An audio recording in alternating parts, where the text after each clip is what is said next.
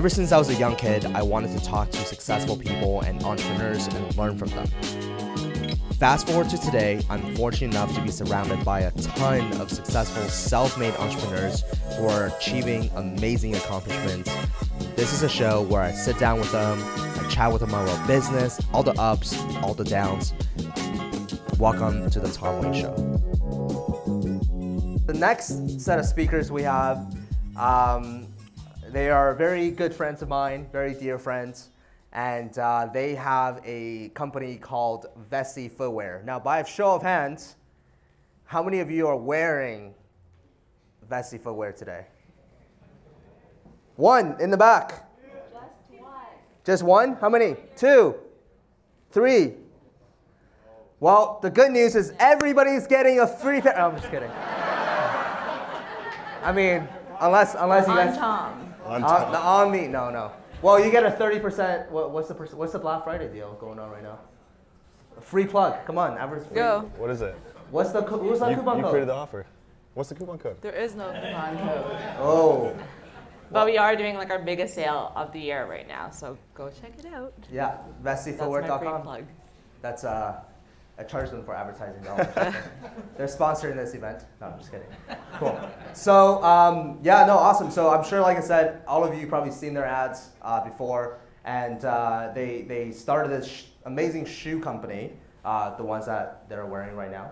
And yeah, it's such an incredible story, and I just want to interview them and getting them to kind of bring us back to the beginning. Like, how the hell do you start a shoe company, right? It's like probably one of the first things that you guys have in your mind. But their journey started long before Vessi, actually, because Tony and Michaela has worked on many Kickstarter projects. So all of us we're in the Amazon FBA niche, but they have a lot of experience in the Kickstarter niche. So I want to kind of bring this back to, I guess, your first company, Nanotips, right? Mm-hmm. So why don't we start a conversation from there? Talk to us a little bit on Nanotips, how the idea came about, which year was this? Just set the context of how this first idea ever came about. You want to go? Yeah, you can start. So if you guys don't already know, me and Tony are actually a couple.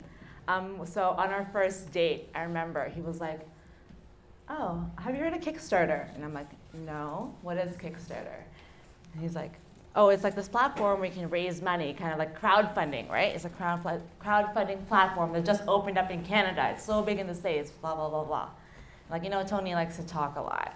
And then he's like, I actually have this one like product that I'm working on right now. It's to make my motorcycle gloves into touchscreen gloves so that I don't have to like stop on the side of the street to like use my phone while I'm driving my motorcycle. I'm like, that's kind of dangerous.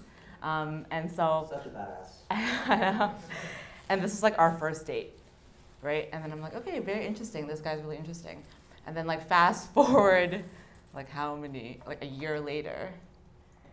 Yeah, it was like a year later, Yeah. and then that's kind of when we launched the first Kickstarter. So this is back in 2012 is when we met.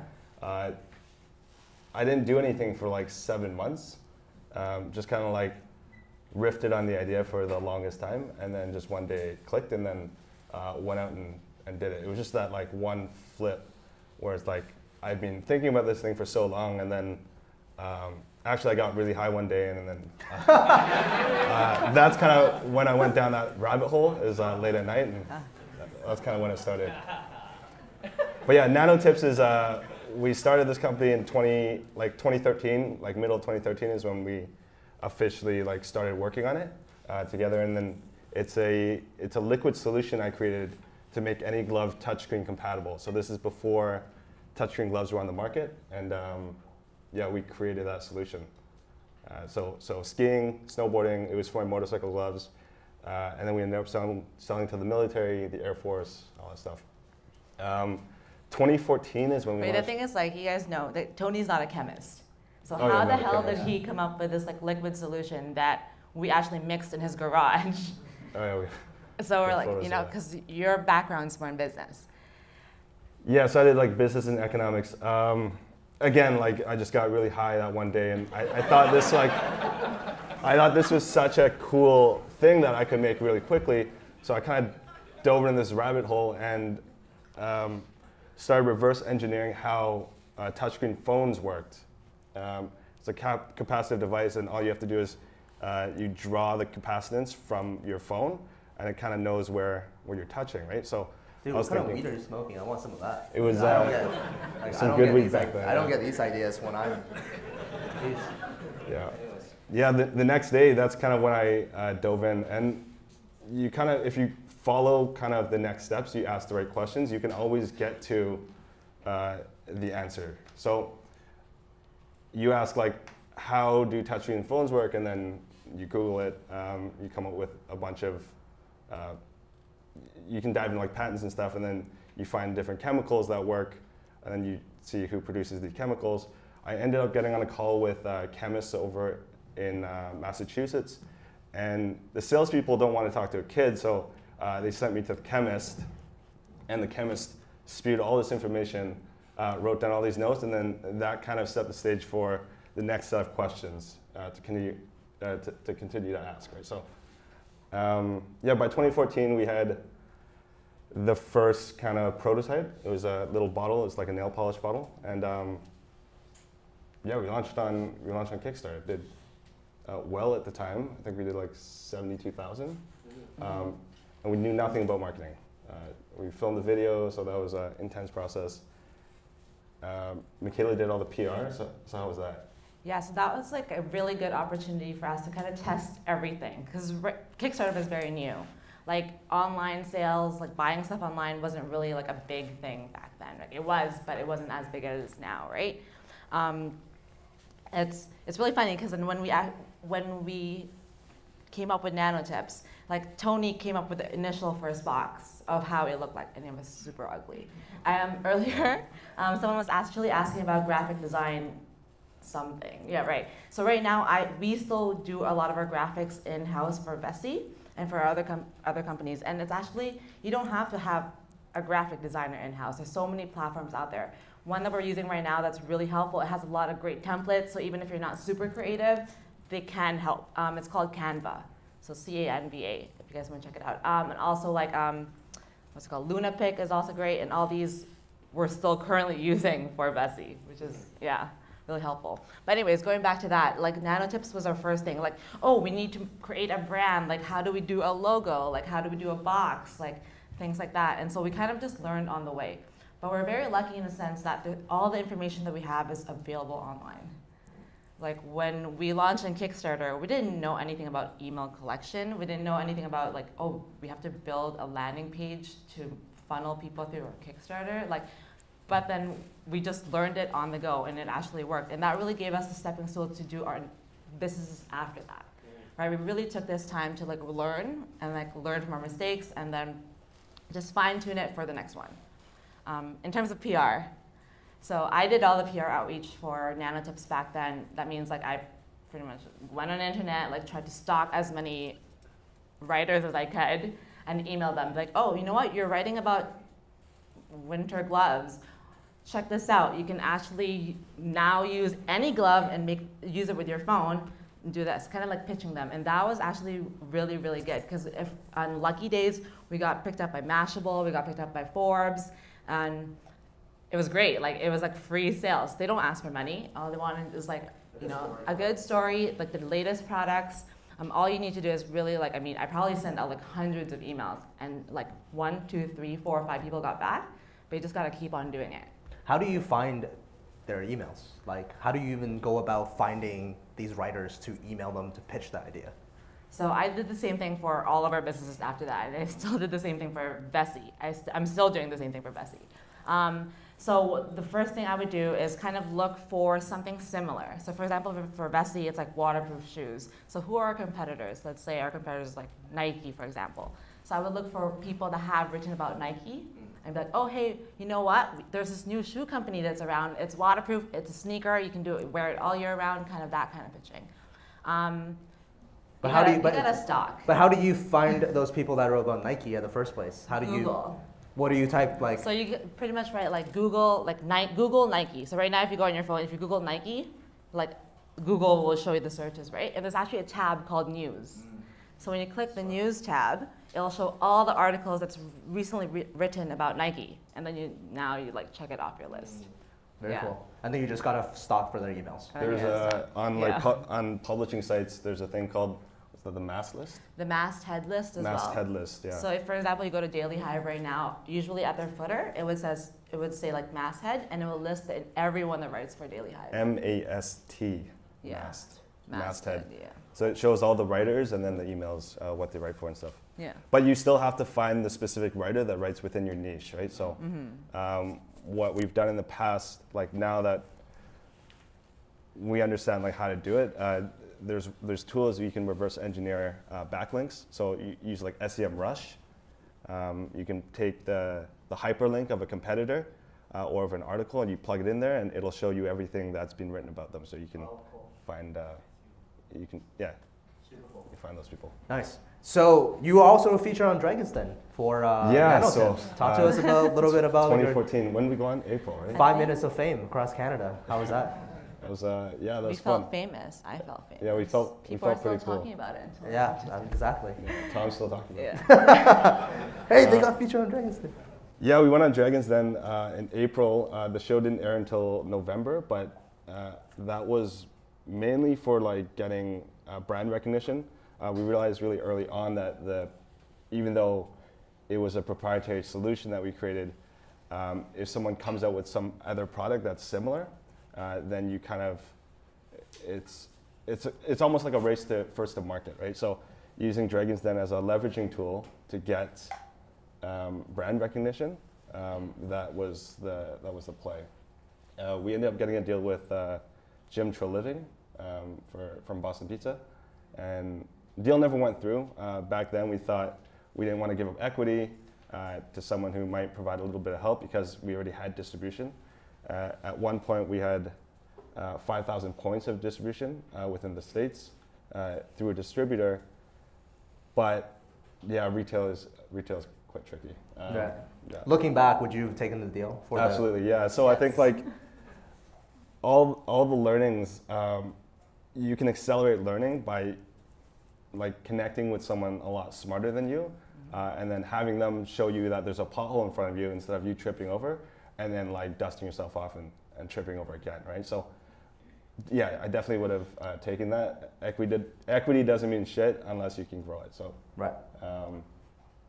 Yeah, I did well. NanoTips was good. It was like your first crack at business, right? That's kind of your first legitimate. That was the first one. We figured out, like we were bottling all these bottles. In the first year, we sold 20,000 or more bottles. So we were bottling that in the garage. We were mixing it, putting the labels on the bottles, opening the boxes, folding the instructions, and watching a lot of TV while we were doing that. And this is when you first started dating Michaela. She's like, "What did I sign up for?" Like, I'm like, "This is like child labor, free labor in the. I know what this guy wants me for, right? It's like free labor in the garage. Pretty much. Hey, want to come on a date? Let's watch some movies. Box sets. We would have boxing competitions. Wow. Like, who would fold the most boxes fastest? Yeah. Obviously, I would always win. Of course, but, of course. Yeah. He came up with the competition. It's like it's actually you against yourself.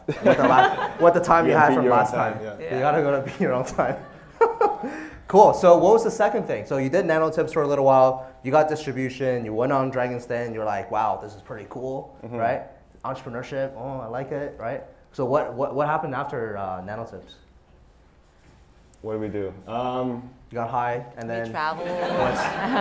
what happened after you got high? What was the idea that you had? We just started traveling more. NanoTips was running by itself. We had distribution. It was good. And we're thinking, hey, like, what else could we do? NanoTips wasn't very expandable. Like, we could either go into gloves or create new products that we didn't think would really fit under the brand. So just kind of left it as it is. And we started new brands. So Michaela started like a cat drop shipping company. Yes. That was my time of exploration. Yeah. We did was a scarf. So scarf company. Yeah. And then I actually started building websites for other people, which was actually great because that's how I learned how to use Shopify. And now I know a lot about Shopify because of that time. And then that's kind of like when I first started making ads as well. So like Tony said, like I used to do a lot of those courses online and I would just follow it and like it works. Like it actually works if you put your mind to it. And so that was kind of my first go at it. I learned a lot. But what was Tony doing during this time when you were know. doing all these different things? Someone's got to support my habit.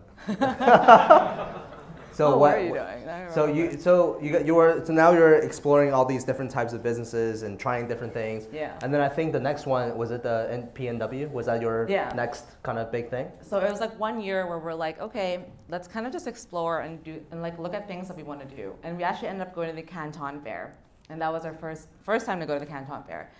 And that's actually where we got the inspiration for our second Kickstarter for our backpacks, right? And so maybe you can speak more into that. Oh, we did one more before, one more product under Nanotips. So we did a year of like a bunch of shit businesses. Yeah. They all didn't really do well because I think we didn't have the proper focus, and we were just trying things just to try it, right? Mm-hmm. Remember those like inflatable air tubes? Oh yeah, we did that. A couple years ago. So we did that. We just pushed it through our distributor, and then they sold that product for us. But then was it 2015? End of 2015. Like we still didn't really do anything. We launched another product under Nanotips. It was like a sticker now to make your gloves touch compatible, but we imprinted this type of pattern on it, so you could actually unlock your phone using the Touch ID. Which was kind of a cool thing. So that was our next Kickstarter. We're like, okay, well, now we've done this twice. It's like we kind of understand the process. It took a year for us to figure that out, so a bit slow on our part. But then we just, what did we do after that? We went to Canton Fair. Oh, Canton Fair? Yes. And we tried to figure out like what other like viable company could we launch. So this is April 2016. It must be the April. This is 2016 now. 2016. So yes. the spring. Yeah. So April 2016. Yeah. Okay. So 2016. We found some like cool products. That's where we first saw like those hoverboards. We saw a ton of hoverboards. Yes, hoverboards. That was that time. We saw the pop sockets before they were pop sockets. Now I think they do $110 million a year selling plastic, yeah, and rubber, yeah. And then we found a cool like backpack that we thought we could like position in a certain way. We were doing a lot of hikes at the time, so overnight hikes, and you carry the 60-pound backpack with you, but during like your day trip excursions, you want something lighter, more packable. So around that time, our head was at like, how light can we make our big backpack, and like how much stuff could we carry? So we found this cool backpack. It's a waterproof backpack that fits in your pocket. It's like this big, but it comes out to be like 24 liters. It's actually a pretty functional day pack. Same process, we launched on Kickstarter, and then that really took off. So we did $600,000 with that one, and then a lot of people just started contacting us to help them launch companies as well. So on Kickstarter. Right. But we took this backpack brand off of Kickstarter as well. So right now it's actually a brand off of Kickstarter, and we're still running that. Right. Or it's running on its own. Right. Yeah. Because you guys, so as far as I understand, you guys use Kickstarter as a platform to kickstart, and then that's kind of the model with Nanotips. You have some distribution and stuff, but then with this backpack company, what was really cool is that you raise all this money, $600,000, and then you decided to we're gonna actually build this into a real brand on our e-commerce channel, right? Which I'm trying to do right now with some of my Amazon businesses is pretty tough. But can you talk to us maybe a little bit about that transition of going from Kickstarter to building a real brand? Like how what did that look like? What were some of the mechanics that went in behind that? Did you do PR again? Like what were some of the tactical things that you did to explode that business? I can speak on this. Yeah. I guess so. By this time, when we run the backpack company, it's our third Kickstarter campaign. So we pretty much took all the learnings that we did for the first two, still deployed the same PR tactics, but this time there's a lot more people that's done it before. So now we can actually learn from those people. So now we know, now we need an email list, we need a landing page, all these things. That's why we're able to actually raise a lot more money this time around. And the way that we marketed or positioned the bag is different from how it's been positioned in the past. But with taking a brand off of Kickstarter, there's not many companies that have successfully been able to do that. The thing is, we like to do things through Kickstarter. Well, first of all, because now we get capital initially. But it's a great way to get your brand out there because of the PR, right? And so even if you're after Kickstarter, those links still live out there, right? And that's actually how initially we got a lot of traffic moving into onto our website. In that sense, like for the backpack, we recovered with the same thing, like Forbes, Mashables, and it still lives until today. So sometimes you can see spikes whenever they do a repost, but yeah. But maybe you can speak more about that. Yeah, like on Kickstarter, you'll see a lot of products on there that are pretty generic. Right now, I think there's Tom showed it to me, it's a cast iron pan. I think they raised like $1.6 million US or something. It's a cast iron pan. It's just a cast iron pan. It's literally, it's nothing, it's a cast iron pan. Yeah. They're $2 million. But it's really like the way you position and you tell that story. So Kickstarter is really about telling the story, or any type of crowdfunding campaign, right? How are you telling that story? How is your product different? So we got really good at that storytelling process, how to develop a story around a product. And that's kind of like the steps you need to take before you start building a brand. Like a lot of products on Amazon, they don't tell any stories. It's a commodity. People go on Amazon to buy Tupperware, right? But they're just looking for the lowest price and the highest reviews. But if you want to transition off of it, your company needs to tell a story about why that piece of Tupperware is slightly different than someone else's, right? We saw another campaign, they sold silicone Tupperware. I think there was 1.5. It's called Zip Top. Zip Top. It's just it's like a silicone Tupperware. You zip it up, and another 1.5 there. But a lot of these people that do well on Kickstarter, you see time and time again, they continue to launch because they continue to know how to tell stories. And there's a handful of people now that actually know how to launch $1 million campaigns, and they'll continue to do it. Telling that story is really important, and positioning, like Michaela said. With our backpack, we launched a company with $5,000. Wow. And it was just the sample, which was maybe $500. We got it refined, tailored, flight out to China to make sure that was on point. We got a video done for $2,000.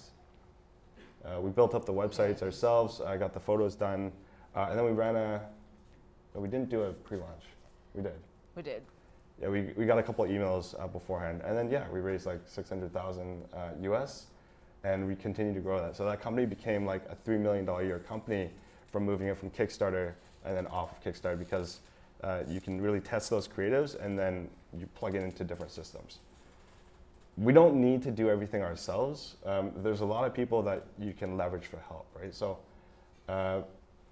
Facebook, for example, Facebook ads, we didn't know how to do it. So our technique is really, you find people that are better than you, and then you get them to teach you in a way. But for these Facebook agencies, we got them to pit against each other. So our rule of thumb is we always find at least 3. So when we're hiring a Facebook agency, we talk to at least 3 people, so you can get a range of who's good and who's shit. And then you're gonna start seeing information that's across the board is the same. And then when they're pitching you, you're actually learning, and then you can feed that information back, and you can develop those new questions to ask to dive deeper into that information, right? So we just gave it to Facebook agencies. They ran our ads. It was just 2 people in our company. Well, just us, and then logistics was covered by our 3PLs. 3PL is third-party logistics. Yeah. They're kind of like Amazon warehouses, but they're not Amazon. They're some other person in charge of everything's integrated, right? And then just stay focused, and then when you cap out Facebook, you maybe change up the creatives, or then you open up a new vertical like Google Shopping, and then that grows your revenue a bit more. And then maybe Snapchat ads. But you just kind of test systematically, but learn as you go, right? But don't try and do everything yourself, because you're gonna fuck up, like we did a lot. What do we do after? So what did you guys do after? What did we? Oh God, So that after PNW, that's when a lot of our friends actually came up to us and asked us for help to run their Kickstarter campaigns. So I think to date we've ran Like 12 of them? Yeah. like 12 successful Kickstarter campaigns. Yeah. And so we had this agency that we built, pretty much like helping other brands run their Kickstarter campaigns. But at the end, we realized, you know what, it's a lot of work running these things for other people. It's like we should just be doing it for ourselves, because at the end of the day, it is a lot of work, and it's really a lot on us because it's based on like our expertise, right, and our experience in the past. But yeah, what ended up happening was like when friends reach out to you, like we have a problem saying no a lot of times, and I think if you can say no to people, I think that's pretty empowering. Now that we know that, but these friends would reach out, and what we ended up doing was we said, okay, we'll just take a percentage of the revenue that we raised, but we'll front all the money. Horrible business model. yeah, that's not a good business. No risk. It was horrible. No risk for them. Sometimes they would get like $1 million company after this campaign. We don't get any equity. We take a percentage of the revenue, but all the risk was on us, and like all the ad spend and all that stuff was on us. So how we've like transitioned is like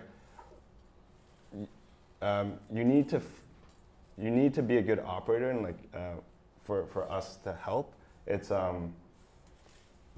the people with the ideas, you also have to be good at executing, right? So the companies that didn't do well off of Kickstarter, it's because like they just had an idea. They didn't want to do any work, right? So, but the ones that did well after, they were kind of like go-getters, right? So we can provide the advice, and then they actually go and execute, and that's more scalable. Yeah. So it's not just about the product. I mean, you can have like a great product or a bad or like a shit product, but it's really about the people that are behind it. Because we've helped other companies, like our friends pretty much do it, but you can tell when there's someone behind that brand that's really like into the brand, it does way better than something that has like a lot of potential, but there's like the person's kind of like, like, you know, I don't, like, this is just my side thing. Like, I don't, like, it'd be nice to have this much money, but. So talk to us about like how Vessi came about, like whose idea was this? How'd you guys get involved? How'd you launch a shoe company, really? Because that's not an easy task to do. Yeah, so that was like one thing that we talked about before. It's like we're never gonna do things that have sizes on them because it's the worst. And then we got into shoes where there's like a lot of sizes. Yeah, I think right now we have less. over 100 SKUs. No, we have like 500. With like, Is it with the new stuff? Different colors, different Different colors, sizes, yeah, gender. it's just It's hard to. And people are like, why don't you guys have half sizes? We're like, yeah, we don't have half sizes. So. Don't ask why. Yeah. But I guess, yeah, how do we meet Vessi? Yeah, so Vessi started, again, like a friend reached out. He's like, I have this other friend who wants to launch a Kickstarter. He basically has this really cool shoe concept, prototypes ready, and he wants to raise like $30,000, right? We looked at the idea, and we actually all met at the gym. We all used to go to the same gym. And Andy, the co-founder for Vessi, super passionate about shoes. Almost like a shoe junkie, but he is a shoe junkie. And he came up with this like really cool like knit concept, but then the positioning, the strategy wasn't really dialed in, and I think that's what positioned Vessi to grow at the rate that it's being, right? So initially the company was called Wave, Wave Footwear, like a wave, and unluckily there's another company in town that had that trademark, so last minute we had to change it. Vessi, I think, is a great name.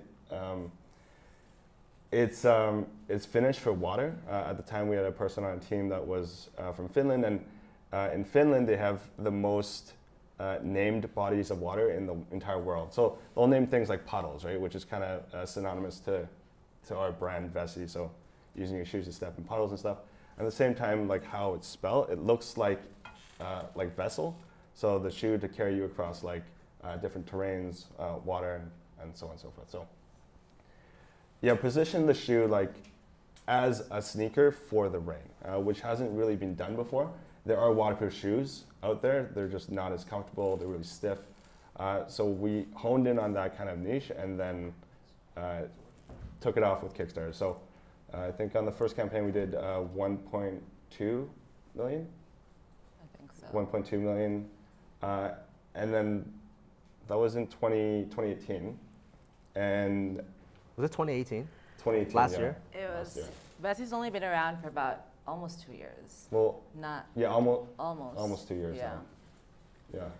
So you did the first Kickstarter and then. First Kickstarter was launched in like late 2017. We finished in 2018, and then in by September we had shipped out all the products, which was good. And then that's kind of when we took off. Word of mouth really picked up. People showing their friends, like stepping in puddle, pouring beer on their shoes, and that type of virality has really accelerated the growth. Yeah, it's like one of the first things that everybody does when they get their shoe, right? They're like, is this actually waterproof? And then they go to their sink and then they turn around and they're like, oh, it actually is. So people take like Instagram stories and Snapchats and Facebook and put that on. What would you say fueled Vessi's growth? Because you did 1.2 million on Kickstarter, which is cool, but are you comfortable with disclosing this year's? Yeah, sure. We'll do like between 10 to 20 this year, and then hopefully we'll 4x that next year. But it's like focusing on specific, like a specific niche, and then really dialing in that creative and for the ads, and then dialing in your messaging, right? So it's all about telling a story if you want to create a brand. And I agree with you. That's something that Amazon sellers, including myself, definitely lack. To some, it's just telling the story, because with Amazon, you don't really need, like, yes, it's better if you do have one, but it's definitely not a necessity. If you can just rank high, get a lot of reviews, like you said, you will get sales, right? But yeah, going back to Vessi in terms of kind of, I guess, the early days. So someone approached you at the gym, it's like, hey, I want to do this Kickstarter. My goal is 30,000. You took a look at it. You're like, wow, this has potential. You guys decided to partner up. You're like, hey, I'm going to run this Kickstarter. I'm going to take care of the branding side. Andy has manufacturing background in Taiwan, so it's kind of a perfect team. So you did 1.2 million, but after, did you run more Kickstarter campaigns to fuel the growth, or did you start kind of running ads like right away off of Kickstarter and trying to build this thing into a big company? The initial like year that we had launched, it was really like honing in on the manufacturing and making sure that was dialed in. Like our manufacturing is developed specifically for our shoes, with less waste, quicker production process. So yeah, the entire manufacturing process is all patented. We do like a tubular knit, which is why you can get this like really sock-like feel and comfort with the waterproof shoe and it being like breathable, right? So that was basically the entirety of the first year, and then by September, when we had actually shipped out all the pre-orders, that's kind of when we turned on the marketing and started going bigger with that. We launched then we did a party on Main Street. So I wanted to have a party. Michaela said we can't just have a party. We need to like give something back to our customers. And then Andy was like, oh, let's show them the shoes as well. So what that conversation turned into was a pop-up on Main Street. We brought some shoes in, collabed with like local events, and what ended up happening was like we had it was on a Thursday from 4 p.m. to 9 p.m. and we completely sold out of inventory in the first hour and a half. There was a lineup that was outside, and we thought it was for the bus because we didn't run anything. It was just messaging to our customers on social. And local PR. Yeah, like Daily Hive. Daily Hive's been really great. Right. Mm-hmm. Yeah, that was our kind of first thing, and that was kind of like a really wow moment for us, right? Like that this many people actually want the shoes, and it's not just like an online one-hit wonder type of product. And yeah, that was something. We did one on Robson as well in 2018 December. We had a lineup like all the way down the block. So our lineup was bigger than OVO's launch. So wow. we were camping out at 4 a.m. was People really cool. camped out at 4 a.m. for your pop-up on Robson. Yes, yeah. That's crazy. So yeah, sold out in the first day and a half. Did a restock, and then continued the weekend. And this with was that. while we were running our second Kickstarter campaign for these shoes. Oh right, yeah. Yeah. So we took the feedback from our customers. So this is the first style, the cityscapes. We took the feedback from our customers, really listening to your customers and defining your product for them is kind of the backbone of us, right? Because we're so connected to the manufacturing, we can make these rapid changes. And then we launched these ones, little more refined, and we launched that in December. Yeah, December of Yeah. 2018. And that was supposed to actually replace this shoe. But what ended up happening is like now we have a split of people liking both models, right? So listening to customers is great, but taking everything with a grain of salt and just kind of still have like your backbone and know that the direction you want to go is really important. Right. Yeah. So how big is your team now? There's Like 25, oh my God. Like 25. 25. Yeah, Yeah, right we now have for like 20 here. hire extra for Christmas time. Right. Yeah. And by the way, for those who are part of the incubator program, that's their old office. So they actually had to move out because it was getting too crowded in there. And so yeah, I took over their old office. But Great space, top floor. sorry? Great space. Yeah, it is. Okay, so Tony, like I've known you guys for some. And the funny story about Tony is I knew Michaela first. I think it's through like swimming class back in Richmond or something. It was like trying to be a lifeguard or something at that point. Oh, yeah. I think. And then just kept in touch with her. Like we had each other on Facebook, and then I saw Tony creating Nanotips, and I've always wanted to start my own business, right? Like I've had such a hunger and a drive to start my own business, but I didn't know anybody in my network who started their own business. So when Tony launched his business, and I didn't know him at the time, I had to do a school project for, I forget which school I was at that point, because I went to a few.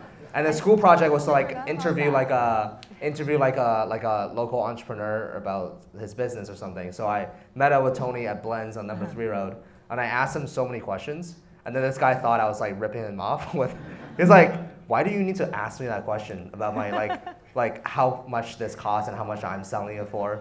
Tom was reading down a list of questions, and then I would answer, and then he'd be like, okay, write things down, and then on to the next question. So it wasn't really a conversation, it's more of like A school project. It was a school project. it was a school project. I was nervous in front of my first I was business like, man. thank you, goodbye. He's like, hey, you trust this guy? Okay, it's like, I don't know. Like, oh, that was weird. But one thing I do want to say that you guys are very resourceful. Like it's like Michaela, first of all, like it seems like you know how to do everything. It's like, oh, I do that, I do this, I do PR, I do graphic design, I do this, I do that. And then Tony, he's kind of like the big idea guy. He's got so many, and probably from, fill in the blank, from Getting High. But he has all these crazy ideas about, and he loves to like read books on like human psychology and how human, as we are really just monkeys at the end of the day, okay, operate and think.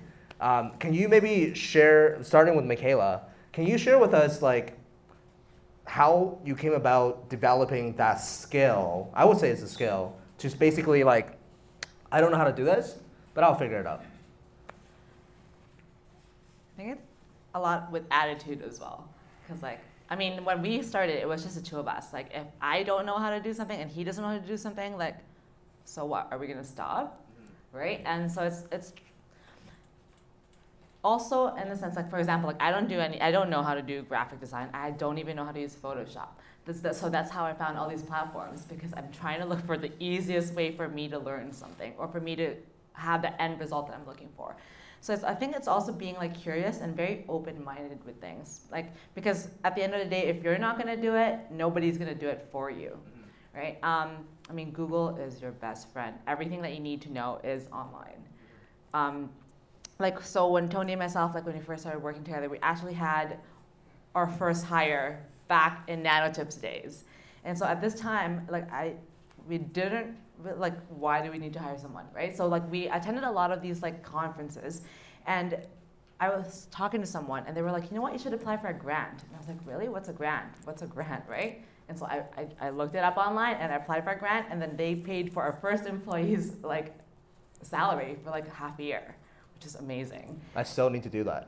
Yeah, you it's still been like need to 4 do years. that, I'm like, yeah. you can do that? It's okay, let me get on it. Yeah, I mean, like, and I right haven't done now, if you're actually, if anyone's like looking to hire someone, there's a lot of agencies nowadays that actually what they do is like look for grants for your company. You don't pay them unless they find someone for you, and like the grant pretty much covers it, right? So I can connect you with them if you want. Yes, please. Yeah.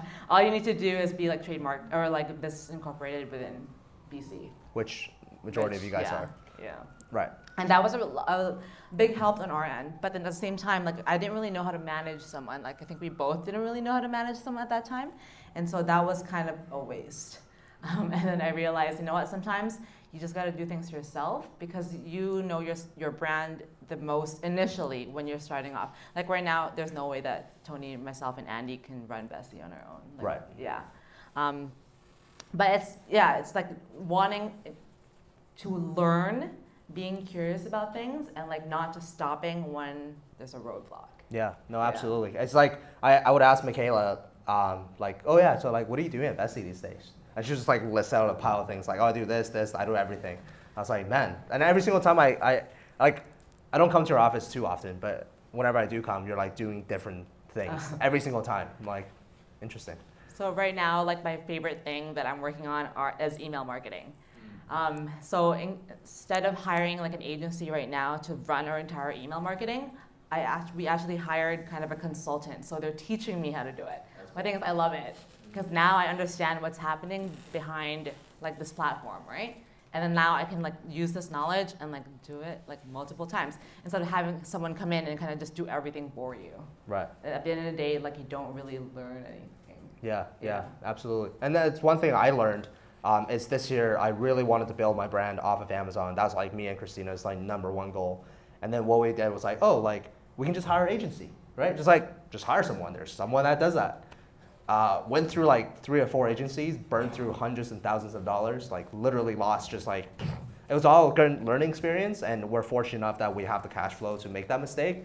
But after I learned, it's like, okay, no one will care much about your business as yourself, and you can't just hire someone to fix your problem. You really need to, essentially, it's like, hey, you want to build this house? You don't tell someone to go build a house. You draw up the design, you're like, I want this countertop on this, I want the house to look like this, and then they can go out and actually execute, but it needs to come from you. It needs to come from your idea, because you can't just pay someone to solve your problems. You have to solve your problems. For sure. Yeah, but it does come to a point, and I think you would agree with this, like where you, like if you know this agency has like a lot more knowledge than you and they can take your baby to the next level, then you for sure, you know, you try to take that leap.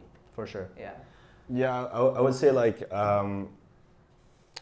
so like, I can't really do a lot of things by myself. I rely on a lot of other people like Michaela, but like just understanding like what your core competencies are and then like diving into that.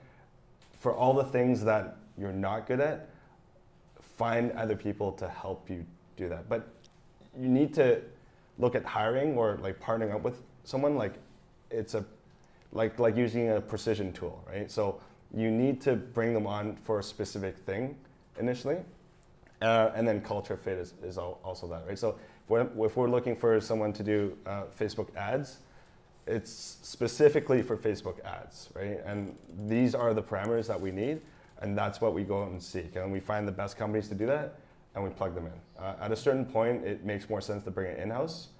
So the things that we keep in-house versus agencies are the things that are like define our brand. So creatives, for example, agencies don't, like they're not thinking about your brand 24/7.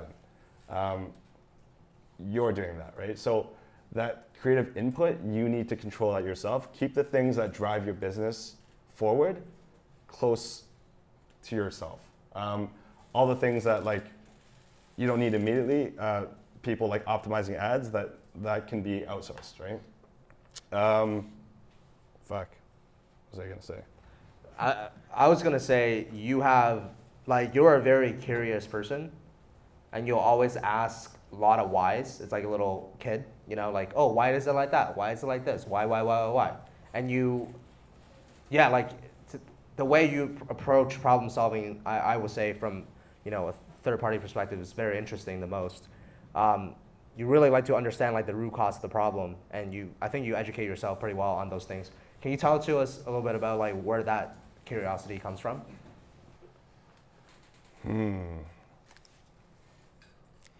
I think if you're just naturally curious about how things work, you're going to be able to find the solutions to it. So always start with the objective and then kind of work backwards and break down that objective into questions. So just like Nanotips, it was like, well, how can we make this touchscreen device work with a glove, right? And you kind of work backwards from the end result. And that'll help you formulate questions.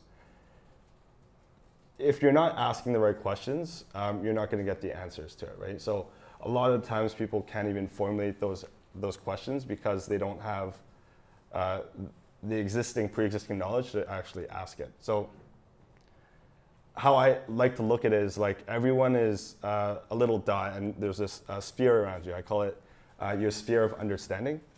Anything within that sphere you can ask and you can solve.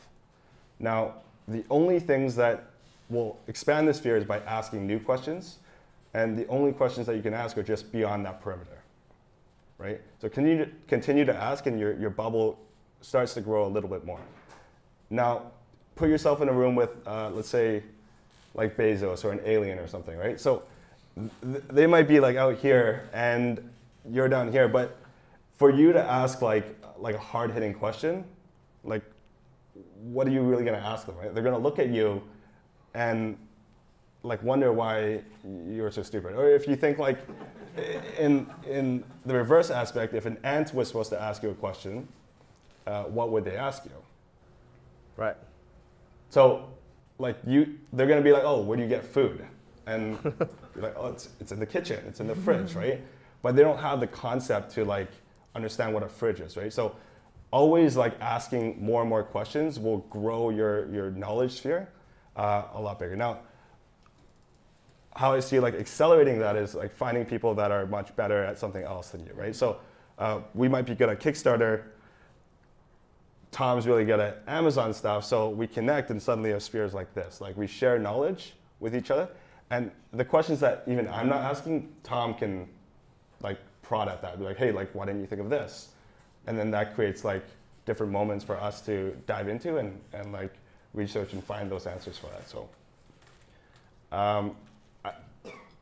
just being naturally curious will like drive everything, and it'll get you to the end results, right? So just continue to ask, and if you run into roadblocks, like figure out like what that next question should be, right? Like how do you get around that roadblock? How do you solve for that issue? It might be hiring, it might be learning to do it yourself, but then it's your own vetting process at that point. Yeah, and I think it's so important. Like all of us in this room, all of us have blind spots. Just like when we're driving a car, we got blind spots we can't see. We have in life, we have so many blind spots as human beings. And how you can quickly identify those blind spots is by asking the right questions to the right people. So if you can surround yourself with some really smart people that knows a lot more about a certain topic than you do, then they can help you to really quickly identify those blind spots, minimize your risk, and you're like, oh wow, I probably would have tripped over that pothole if I didn't ask you that question. And they're like, no, don't do that, you gotta go around. So I think being open, but in order for you to even get there, you need to think like you don't know anything, right? And I think, Tony, like one of the things that you said, it's like, I don't know shit. Like I don't know anything, and that's why I'm so willing to learn all these different things, because I don't do it. I don't know anything. So if you can become very open-minded and don't think, oh, I know everything. That's the second you start declining, right? But if you feel like, hey, you know what? I don't know anything. What do you have to say? And you listen, you absorb the information, you filter that. That's how you can get a lot of like really cool insights on what you're trying to do as well. For sure. I think like I've seen it with a lot of like early entrepreneurs, and even with ourselves, is a lot of the times when you think you have this really great idea, you think it's the one idea that's gonna like make you like infinitely rich. Like Bezos had many companies before he did Amazon, right? So it's actually better to share your ideas with people that can actually help you, right? What I find like when people try and ask me for advice, they don't want to like actually share the full idea. They always go around it. But then I can't actually help you in like asking or like prodding at those questions that you should be asking, right? So Tom asked a question earlier. It's like you guys all took his course, and who hasn't launched a product? 80% of the room put their hands up. So a lot of times, like you could have these ideas and they won't go anywhere. Ideas are like worth pennies, if that. You need to share with people that are like smarter than you and that can actually guide you with those next steps that you should be taking, right? So don't be afraid to like share your ideas with other people. 80% of people are not gonna actually do anything with it, or 99% at like a higher level. They'll just really sit on the idea. So it's really like that 10%, the 20% of people that actually commit to doing something that you might be like wary about, like if if they'll take your idea or not. But for the most part, if you're talking to like more successful people than you, your idea is probably not that refined, and they're probably not going to spend the time to actually do it because they're doing better things. Well, it's just they're busy, right? Like they're busy with their own stuff. Like they got stuff that they have to do. Like they don't want to take on another idea. Like it's a lot of work.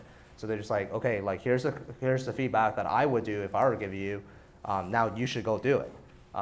So yeah, that's that. So let me see what time it is. But it's like it's gratifying for people who have kind of gone through that process to help other people, right? Yeah. So I think that's what they're getting in return, right? Is helping people succeed. And, yeah, like the more people that you have in your circle that have grown with you, the better your network is. So yeah, absolutely, and I think Ken, one of my employees, I think he's somewhere, but so the other day I had a talk with him, and this is quite powerful, and I think this can impact many of you. Is Ken's like, oh Tom, when you reach out to people for help, which I do all the time, by the way. Because I don't know everything. I reach out for help. People want to help you, but how come when I reach for help, people don't want to help me? And I sat there for a second. It's how you need to go help other people, right? Help other people. The more people that you help, right, the more people that are willing to help you. If you are someone who just ask questions, and never offer anything that it's this, right? It's literally this. You give and you take. You give and you take. And the second that you start taking too much, no one's going to give you anything, right? But if you just give, and that's kind of how I started my journey. It's like I just documented my journey on YouTube. I threw it up there. I didn't know who was, like I was really struggling with my Amazon business at the time. And just by doing that, giving honest, transparent information out to the world, there's a lot of people that saw that and they're like, hey, this kid is a good kid and it seems like he's struggling with Amazon. Let me actually go and help him. So I can say this with 100% certainty that the more help that you give to someone else, the more value that the world will give back to you. So if you ever feel you're empty, if you ever feel you're sad, this and that, just go give. Honestly, give that food to some homeless person on the street. Give them, $5, whatever it might be. Try that, and it will make you feel so much better. And I think this applies really well in our student group, the SCORE group, and the stuff like that. How many of you in the level 2 group? Put your hand up. Okay, so there's quite a bit of you, right? There's quite a bit of you in this room. You guys have gone through the process of at least placing your 30% deposit as well as making money on Amazon, right? Spend some time to go into the level 1 group and help other people who were literally in your exact same shoe. And I can guarantee you that if you do that, you're going to get more value back. I can promise you that, right? So don't just ask questions. Also help other people. And that way, that's ultimately how I think we can make the world a better place. It's just that reciprocal, right? Anyway, so is there anything else you guys want to say about anything? Or is that pretty much? Because I want to leave some time for Q&A before we get out of here? Just to go off like what you were saying, don't be afraid to get rejected, I think, and don't be afraid to fail, because you'll see success, but like no one really talks about their failures in the past. You're gonna fail, and the one business that you have right now, or maybe the two, or maybe you guys are on like your 5th or 10th business, one of those will eventually stick. So like keep on trying, keep on failing, but fail forward, right? And fail as quickly as possible, because if you sit on something and you know it's doing shit, like, and you haven't given yourself a timeline, it's just gonna do shit for the next 5 years or the next 2 years. So identify like what your milestones are, hit them. If you don't hit it, like readjust and figure out like if it's still worth your time, and then do something else. There's probably a lot of products that like it might do like 5,000, 10,000, 20,000 a year, or sorry, a month. But then once in a while you land on something that's like you're doing like $250,000 a month now, right? $500,000, $1 million a month. But you only do that if you iterate quickly and learn from like your past mistakes. So yeah, don't be afraid to fail. Don't be afraid to look stupid in front of someone else, because if you look stupid, it means you're learning, right? Like you're going out and you're giving yourself the ability to ask new questions. Yeah, that's what I was saying. Yeah. And if that ant asks you where you get food, they didn't know, you say the kitchen, now it knows the kitchen, right? It learns something new, right? So it's all these. Well, the ant would ask like, what is a kitchen, right? But if the ant says like. And now the ant will know what a kitchen is. Yeah. Yeah. And then that ant will go back to its colony and be like, I just learned what a kitchen is. Let's get the kitchen, right? The fridge. Like, oh, and then the ant would ask, how do you open this fridge? And that's like kind of how you go down that path, right? But if the ant stopped there and was like, oh, fuck, I don't know what a kitchen is. I don't want to look stupid and tell them I don't know what a kitchen is, so I'm just gonna leave it there, right? That's it. It's true. Story of the ant and the kitchen. But anyway, so guys, thank you all for participating in this, and hopefully you guys enjoyed. So let's give a round of applause for Tony and Michaela.